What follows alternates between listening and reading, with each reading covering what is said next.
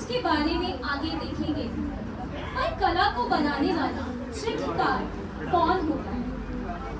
एक चित्रकार जो कल्पना से चित्र करे थे, जीवन के खाली पन्नों पर रंगों को बिखेर, कुछ रंगों को अपने सपनों में भी भर दे और एक बेरंग मौसम को फिर से रंगीन कर दे। अब हम स्टार्ट करते हैं अपना कला रंगमंच का शो। हम कला के बारे में, रंगों के बारे में, भिन्न भिन्न प्रकार की कलाएं, एस्थेटिक्स और उसके हाव भाव को कला रंगमंच में हम समझने के लिए जा रहे हैं। हमारे किरदारों ने, हमारे आर्टिस्ट ने बहुत मेहनत करके कला रंगमंच पे स्टडी करके कुछ प्रोग्राम रेडी किया है। मात्र 10 मिनट 15 मिनट का ये प्रोग्राम रहेगा। उम्मीद है कि आपको समझ में आए और आप अंत तक हमारे साथ जुड़े रहेंगे। तो शुरू करते हैं कला रंगमंच का प्रोग्राम। कला क्या है? आइए कला के शब्द के बारे में चर्चा करते हैं और गहराई से समझते हैं। कला हमारी कल्पना, जो हम सोचते हैं, जो हम महसूस करते हैं।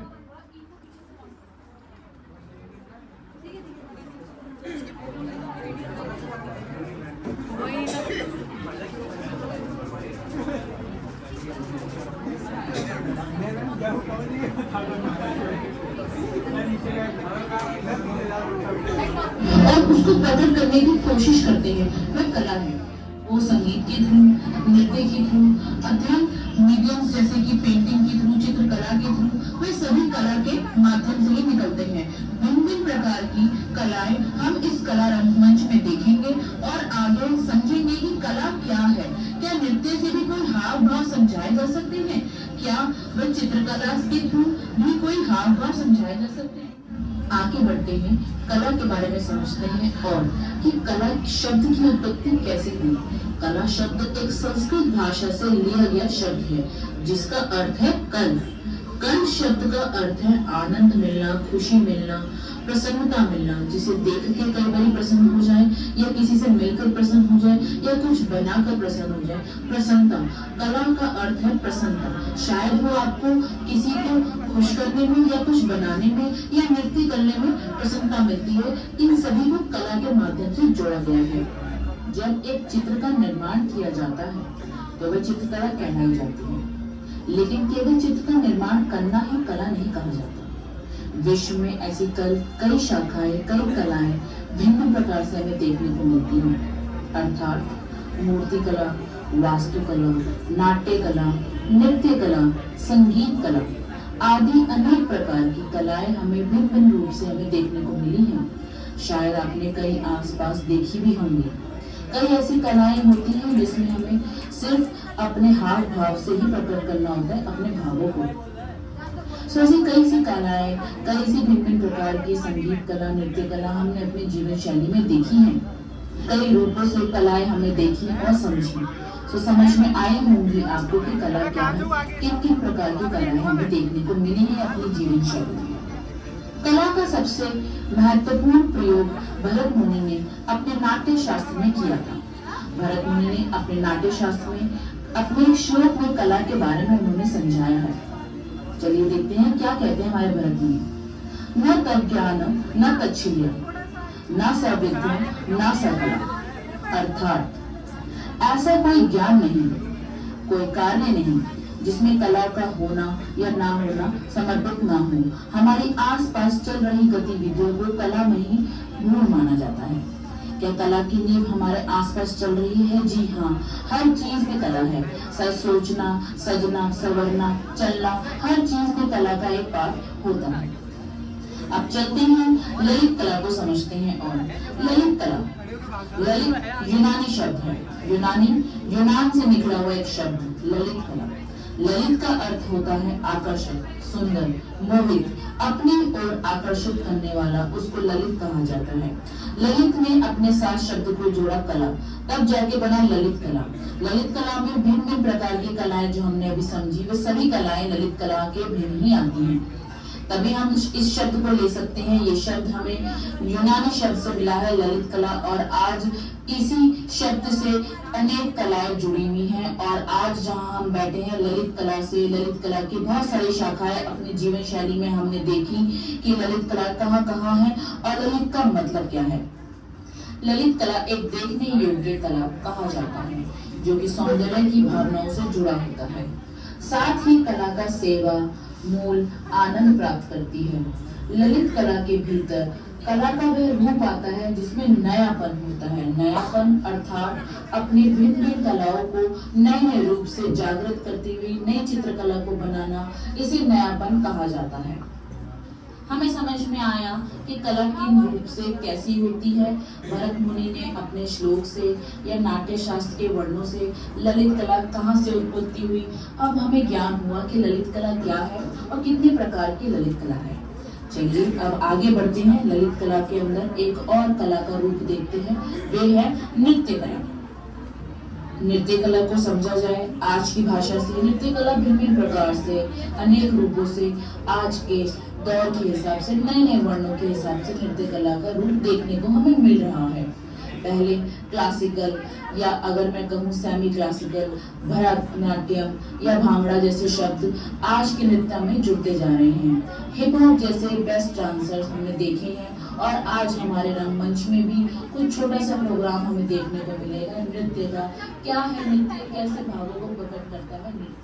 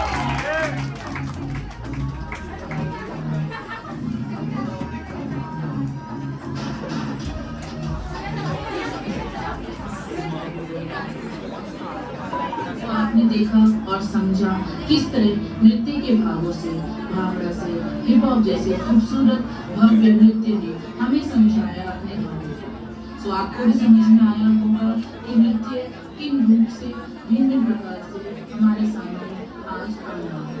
कहने को तो शायद शब्द कम पड़ जाए, लेकिन नेपाल का, कन्नड़ का, अलग अलग राजनीति का, अलग अलग राज्य का, संपत्तियों का, समय का अनुसार अलग अलग भव्य नृत्य किया जाता है। तो कहा जाए अगर शादी ब्याह का नाच अलग है और गम का नाच अलग है, ये सभी भावों को प्रकट करने के लिए नृत्य अपने रूप विभिन्न प्रकार से आगे बढ़ता है। जी हाँ, अब आगे चलते हैं, अब समझते हैं संगीत क्या है। संगीत इसमें ध्वनि, रस या मीठे वचन मधुर ध्वनि द्वारा निकल रहे उस वादक को संगीत कहा जाता है। संगीत, गायन, वादन, नृत्य तीनों का समावेश संगीत है। संगीत समय अनुसार और व्यवहार अनुसार गाया जाता है। कहा जाए अगर गाना बजाना या नाचना तीनों का समावेश ही संगीत है। संगीत पुराने गाने को नया बनाना या अपने कुछ मधुर ध्वनि द्वारा उसमें समावेश कर देना संगीत कहा जाता है। संगीत व्यवहार अनुसार कहा जाए तो नेपाल का संगीत अलग है, या मैं वेस्टर्न म्यूजिक बोलूँ तो उसका संगीत अलग है। समय अनुसार संगीत में भिन्न भिन्न प्रकार की गतिविधियां हमने देखी और समझी और आगे भी देखते रहेंगे।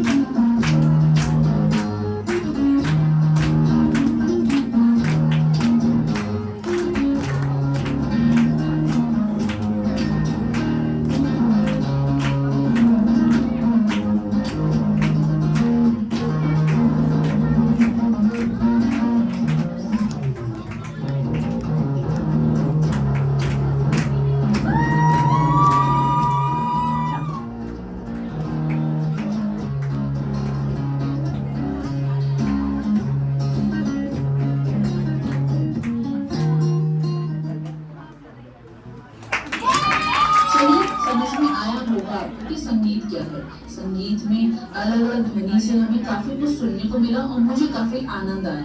उम्मीद करती हूँ कि आपको भी अच्छा लगा होगा। अब समझते हैं नाटक क्या है। नाटक इसमें कलाकार अपने भावों को अभिव्यक्त करता है, अर्थात जिसमें कलाकार अपने मन के भीतर चल रहे भावनाओं को अपने चेहरे से, अपने हाव भाव से, अपने भावों द्वारा प्रदर्शित करता है, अपने मन के भीतर भावनाओं को कि उसके मन में क्या चल रहा है। यदि मैं बहुत गुस्सा हूँ तो मेरे चेहरे पे भी उसी प्रकार के भाव आएंगे।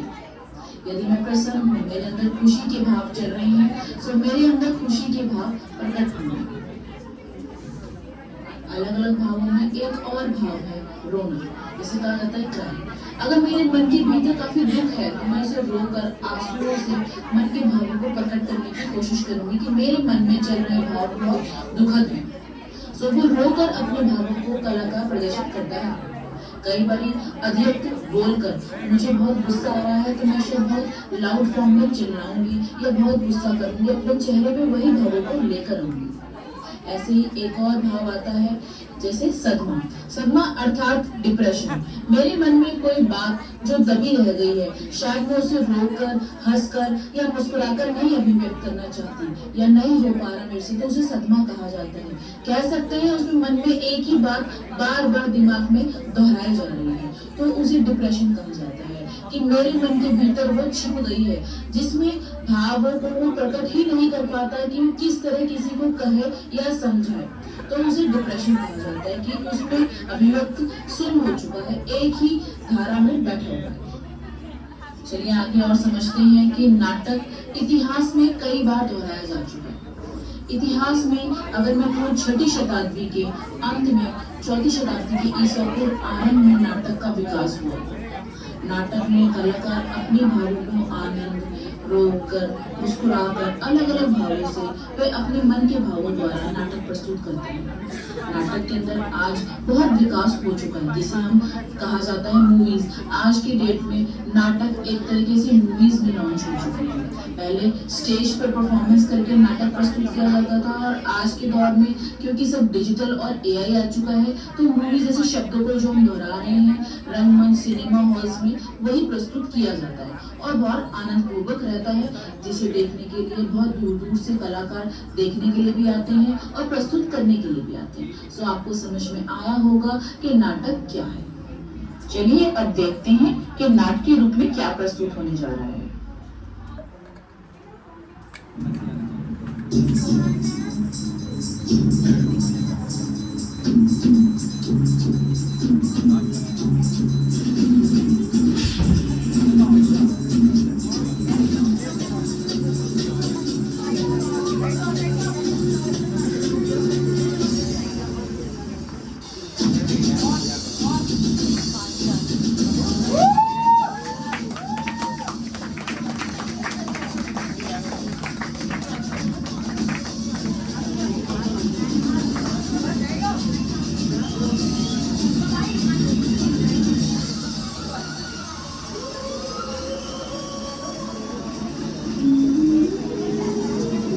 भगवान श्री कृष्ण ने तो द्रौपदी की नाच बचा ली, पर लगता है उन्हें इस युद्ध में एक बार फिर जन्म लेना होगा।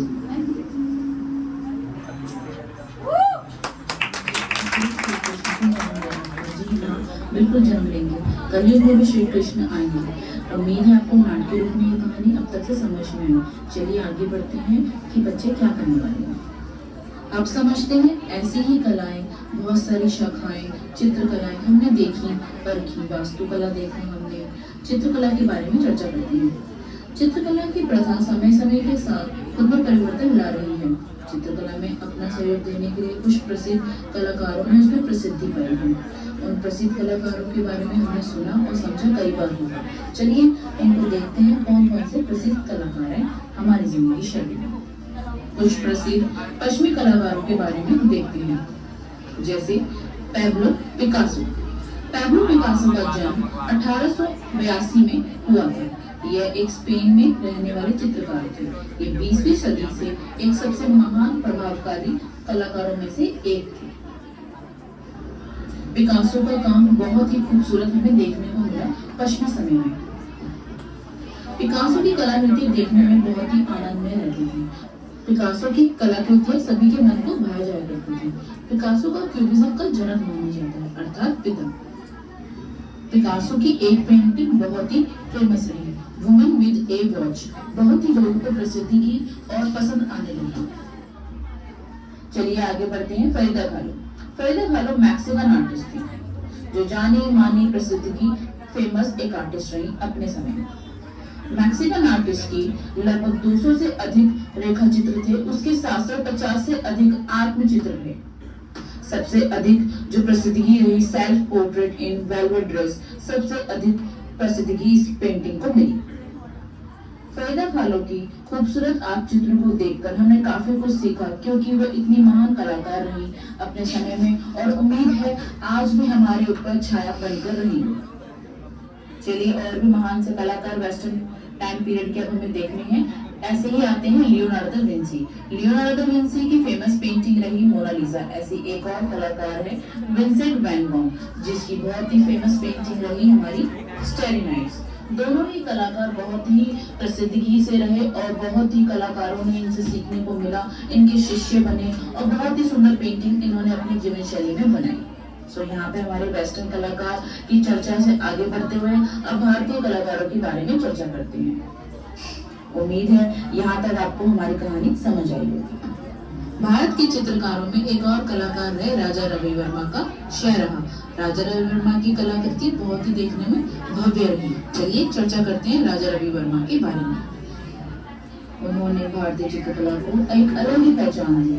Father of modern Indian art के नाम से उन्हें उपाधि भी दी गई। राजा रवि वर्मा की बहुत कलाकारी पेंटिंग्स हमें देखने को मिली, लेकिन सबसे अधिक प्रसिद्धि उन्होंने वुमेन होल्डिंग अ फ्रूट में पाई।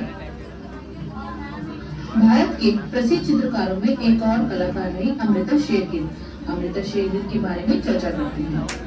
अमृता शेरगिल को संगीत सुनना, गाना बनाना और गाना गाना दोनों का ही बहुत शौक रहा। उसमें अधिक प्रसिद्धि अगर उन्हें मिली तो वो थी चित्रकारी। चित्रकारी में अगर हम देखें तो उनकी बहुत सी कलाकृतियां बहुत सुंदर सुंदर बनी हुई हैं, जिसमें अधिक प्रसिद्धि ग्रामीण दृश्य रही और 3 लड़कियों का समूह, आत्मचित्र, ये कलाकृतियां बहुत अधिक प्रसिद्ध रही और इसमें मीडियम कलर्स उनके बहुत सुंदर निखर कर आ रहे थे। महान कलाकारों में एक और हमने कलाकार का नाम सुना होगा, अहमद हुसैन। अहमद हुसैन का जन्म 17 सितंबर 1915 में हुआ था। ब्रिटिश भारत के दौरान इन्होंने अपनी कलाकृतियों को शुरू किया। अहमद हुसैन ने जे स्कूल ऑफ आर्ट से कलाकृतियों के बारे में पढ़ा और समझा। अहमद हुसैन ने श्रृंखलाबद्ध रूप Gandhi, Mother Teresa, Ramayana, Mahabharata, British Raj जैसे विभिन्न प्रकार की कलाकृतियों पे काम किया है, जिसमें वायरस उनकी बहुत अधिक फेमस पेंटिंग रही। या यूं कहा जाए प्रसिद्धि उन्हें वायरस से मिली थी। $2.5 मिलियन की ये पेंटिंग नीलाम हुई थी, जो अहमद हुसैन की प्रसिद्धि के लिए नामी घोषित रही। अब समझते हैं मुगल चित्रकला की शैली। मुगल चित्रकला की शैली की शुरुआत बाबर के शासनकाल में मानी जाती है। भारतीय चित्रकला और फारसी चित्रकला का संक्षेप इसमें देखने को मिलेगा। भारत में मुगल चित्रकला 16 से 8वां ईस्वी में हुआ। मुगल शैली में कलाकृतियां हमें देखने को समझने को मिली। अलग अलग राजाओं ने अपने समय में कलाकृतियों में या स्कल्पचर्स में, वास्तुकला में, मूर्तिकला में भाग लिया। अकबर ने, जहांगीर ने, शाहजहां ने तो सबसे अधिक स्कल्पचर्स बनवाए। शाहजहां ने अगर कहा जाए आगरा में ताजमहल बनवाया। मुमताज की याद में आपने सुना और देखा होगा संगमरमर सफेद पत्थर से बनवाया था। बहुत ही नक्काशी और देखने में बहुत ही खूबसूरत है। उसे जाने के लिए आगरा से जब हम जा रहे हैं तो वहीं पर ही ताजमहल की खुशबू आ जाती है। शाहजहां ने जब ये ताजमहल बनवाया तो उन्होंने अपने मजदूरों के हाथ कटवा दिए, क्योंकि वे नहीं चाहते थे कि मुमताज की याद में ये बनाया गया ताजमहल दोबारा कोई और बना सके। अब आगे बढ़ते हैं, अकबर की कहानी समझते हैं। जोधा अकबर की आपने कहानी सुनी होगी या प्रेम विवाह के बारे में आपने शायद सुना होगा। जोधा अकबर की कहानी और ये शादी की एक कहानी रही। जोधा अकबर की कहानी में कि कैसा मिलन रहा, इन दोनों की शादी कैसे हुई। एक हिंदू और एक मुसलमान आज भी शादी करते हुए 10 बार सोचते हैं उस समय हिंदू और मुस्लिम की शादी कैसे हुई, जोधा अकबर मिले कैसे। मुगलों ने अकबर में आमेर जीतने के बाद आमेर पे अपना शासनकाल स्थापित कर दिया था। मुगलों में और राजपूतों में समझौते की बात हुई, क्योंकि मुगल अपना शासनकाल और मजबूत करते जा रहे थे। जोधा भाई के पिता राजा भरमल ने ये विचार बनाया कि मुगलों के साथ रिश्ता बनाया जाए, एक रिश्ता कायम किया जाए। उन्होंने अपनी बेटी का शादी का प्रस्ताव जो राजा अकबर के लिए भेजा। दोनों के बीच में राजा अकबर और राजा बहमन के बीच में ये समझौता हुआ कि अकबर को दोनों की संस्कृति पे समझौता बनाए रखना होगा, दोनों की संस्कृति को सम्मान देना होगा। हिंदू और मुस्लिम की संस्कृति को उन्होंने सम्मान मांगा और इस बात पे राजा अकबर मान गए और उसके बाद जोधा और अकबर का विवाह हो गया। इस शादी के विचार विमर्श से राजा भरमल का राज्य का बचाव हो गया और जोधा और अकबर का विवाह हो गया। इस तरह से दोनों की संस्कृति भी बनी रही और सम्मान भी बना रहा। चलिए अब आगे बढ़ते हैं। मुगलों की शैली अब हमने देखी और समझी। मुगल शैली के ऊपर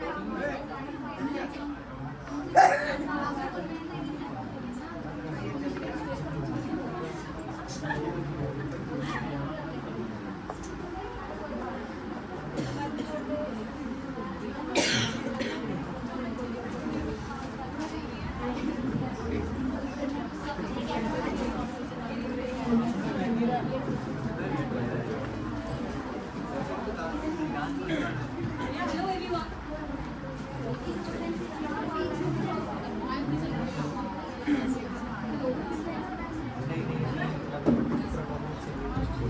Hello everyone.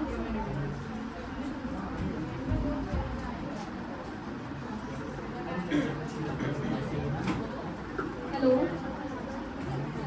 नेक्स्ट परफॉर्मेंस अब थोड़ी देर में स्टार्ट होने वाली है, तो थोड़ा सा वेट कीजिए आप। अब क्या हो गया, फिर से कोई सरप्राइज दे रहे हो क्या? नहीं, सरप्राइज नहीं है, बाकी परफॉर्मेंसेस बाकी हैं। तो तब तक हम क्या करेंगे, डांस करवा ले क्या? हाँ, बुला लो। कौन करना चाहेगा डांस? ऑडियंस में से कोई है जो डांस कर सकता है? राधिका? ओके, आपको अभी तक की परफॉर्मेंसेस कैसी लगी? सर से पूछ लेते, सर बताएंगे। सर से पूछिए। काफ़ी शानदार परफॉर्मेंस रही है। मैं ये सोचा था कि स्वाति में अपनी डांस भी सिखाना शुरू कर देती थी ताकि कला के सारे वेरिएशन देखने के लिए मिल रहे हैं यहाँ पे, ना सिर्फ पेंटिंग, ना सिर्फ आर्ट वर्क, इंस्टॉलेशन, बल्कि ये डांस भी। और साथ साथ कुछ बच्चे जो इनिशिएटिव लिया है, जिन लोगों ने जो यहाँ पे एज अ होस्ट जो कर रहे हैं, तो I think it's a complete variation of the art. सही है। Yes sir please. मेरे को काफ़ी अच्छा लगा ये। सबसे अच्छा लगा मेरी दौड़ में का जो उसमें आर्ट का कल्चर दिखाया, वो बहुत बहुत अच्छा था। सच्ची में बताऊँ तो मेरे गूज़बम्प्स आ गए थे उसको देख के, रियल में मेरे को काफ़ी अच्छा लगा। और डांस म्यूजिक अच्छा लगा, और सबसे अच्छी ये चीज़ लगी कि आपको आर्ट के लिए और डांसिंग के साथ, म्यूजिक के साथ जो मिक्सअप करा है, वो बहुत अच्छा लगा। Thank you sir.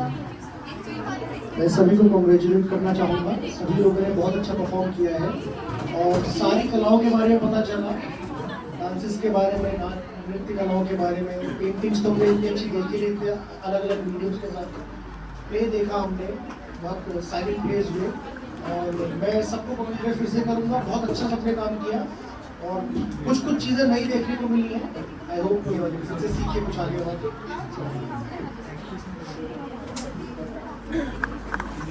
तो सारा कुछ बताई दिया मेरा भी सही है, बट इसमें मैं एक ऐड करूँगा कि आप लोगों ने भी जो लाइक किया है वो भी एक आर्ट है, और आप लोग काफ़ी अच्छे से कर रहे हो, और जो इस परफॉर्मेंस को एक अब लेवल पे लेके गए हो, तो आप लोगों का काफ़ी अच्छा योगदान है। हाँ, चलो पूछ लेते हैं दीदी। ऑडियंस से पूछते हैं। हेलो मैम, आपको कैसा लगा? बहुत बढ़िया, आप लोगों ने काफ़ी मेहनत करी है, काफ़ी बच्चों को एक्सपर्ट कर दिया आप लोगों ने। ड्राइंग पे मतलब आर्ट के लिए भेजा था, आप लोग बच्चे कहाँ से कहाँ पहुँचा दिए। डांस में भी एक्सपर्ट कर दिया। मैम आपने एक्सीलेंट। चलो अब कुछ ललित कला के स्टूडेंट से पूछते हैं, उनको ये कैसा लगा? हट जा पंकज भाई, हट जा। अच्छा लगा। बस अच्छा लगा। रवि कुछ तो बोल दो, इतना सही रहेगी क्या? अच्छा लगा यार, क्योंकि अच्छा का बहुत सारा होता है, मतलब क्योंकि अच्छा लगा। श्रुति, thank you so much for your comments. Now we are going to start our show. कुछ नृत्य भी अब देखते हैं, बच्चों का नृत्य स्टार्ट होने जा रहा है। आप कार्यक्रम में बने।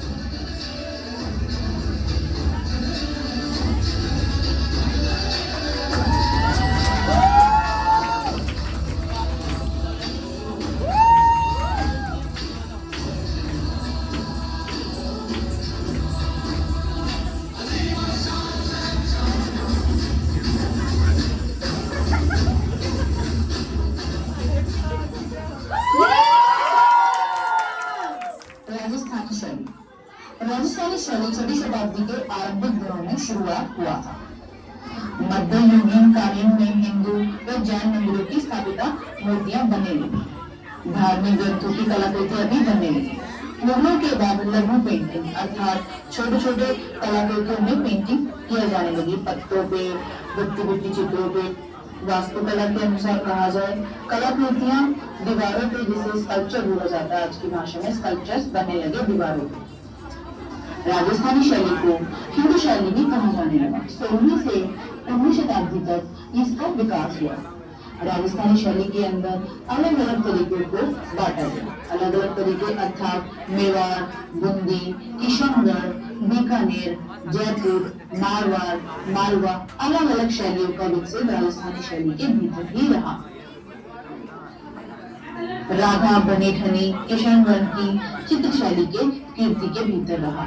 इस राजस्थान शैली के अंदर मोनालिसा भी कहा जाने लगा। राजस्थानी की शैली को मोनालिसा अर्थात बहुत कला का विकास हो चुका था उस समय। राजस्थानी शैली के भीतर अलग अलग कलाकृतियों का विकास हुआ।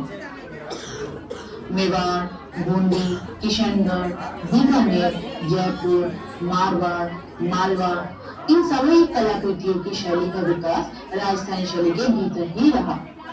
राजस्थानी शैली का विकास बहुत अद्भुत हो चुका है। राधा बनेठनी जैसी किशनगढ़ की ये शैली को राजस्थान में मोनालिसा का नाम कहा जाने लगा। राजस्थान की संस्कृति व पहनावा दृश्य काफी विकास हो चुका था। राजस्थानी शैली का पहनावा व गहने, सजधजी औरतें, उनका सजना संवरना वही कलाकृतियों में दिखाई देने लगा। वहाँ की चित्रकला में वहाँ के पहनावे को प्रदर्शित किया जाने लगा। चलिए अब हम देखते हैं राजस्थानी शैली का विकास कितना हो चुका है, या नृत्य से हम उसको समझने की कोशिश करते हैं कि हमारे कलाकार किस तरह समझाना चाह रहे हैं राजस्थानी का विकास किस तरह हुआ।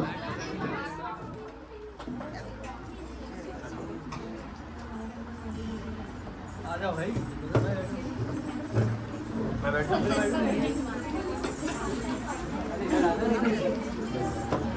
आपको ये डांस कैसा लगा? बहुत अच्छा। बस कुछ ही लोगों को अच्छा लगा मुझे लगता है। सबको अच्छा लगा है क्या? तेज के चिल्लाओ ना। हाँ, अच्छा लगा, अच्छा लगा। जो नहीं बोला उसको एक बार करवा लो भाई, जो नहीं बोला उससे एक बार डांस करवाइए। अच्छा, आप लोगों को पता है जोधा अकबर के बारे में? नहीं जानना। क्या आप बता सकते हैं? चौधरी की थी भाई, रियलिटी बता रहा हूँ। 14th wife. सर क्या आप बताएंगे आगे? दो यार, क्या बात कर रही है? Sir, mister Kuber sir please comment. आप कुछ लाइन्स कहना चाहेंगे? लाइन्स कहना चाहेंगे आर्टवर्क के बारे में? हेलो, सभी लोगों का काम बहुत अच्छा था और ये काम देखने के बाद मेरे को लगा कि शायद मैं सही जज हो नहीं इसको जज करने के।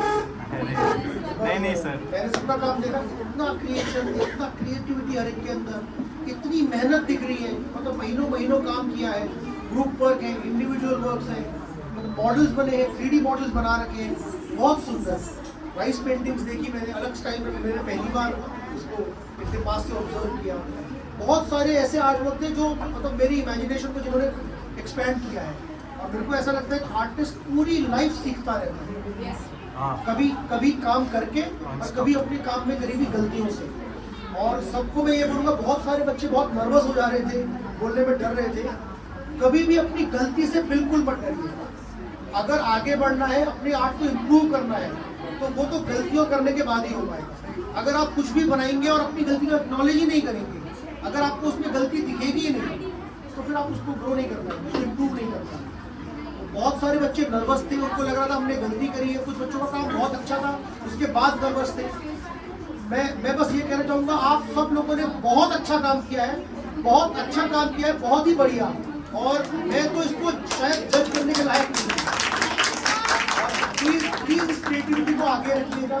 इतने स्टाइल्स मैंने देखे, इतना वाइब्रेंट काम देखा, मोनोक्रोम देखे। आई थिंक आप सबने बहुत अच्छा काम किया है। एक बार जोरदार तालियां आप अपने सब लोगों के लिए। मैं देखता हूँ क्या एक्सपोजर में इसमें और ऐड कर सकता हूँ अपनी तरफ से। हमारे कुछ क्लाइंट्स हैं जो अक्सर पेंटिंग्स की डिमांड में होते हैं, वो हैंड पेंटिंग्स को बहुत प्रेफरेंस देते हैं। जो हो सकेगा मैं कोशिश करूँगा स्वाति से कोलैबोरेट करके उसको आगे बढ़ाऊँ। और थैंक यू वेरी मच मेरे को यहाँ बुलाने के लिए। मुझे लगता है मैं यहाँ पर कुछ सीखने आया था और मैंने वो सीख लिया। Thank you so much.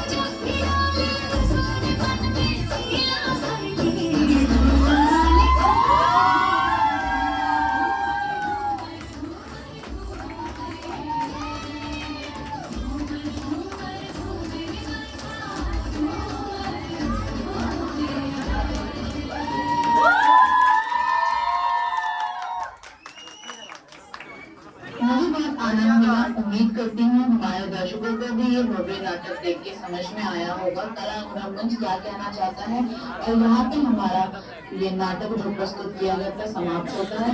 उम्मीद करती हूँ आपको भी समझ में आया होगा कला रंगमंच की कहानी और ये भव्य नृत्य। तो यहाँ पे हमारा कला रंगमंच का प्रस्तुत किया हुआ नाटक समाप्त होता है। धन्यवाद।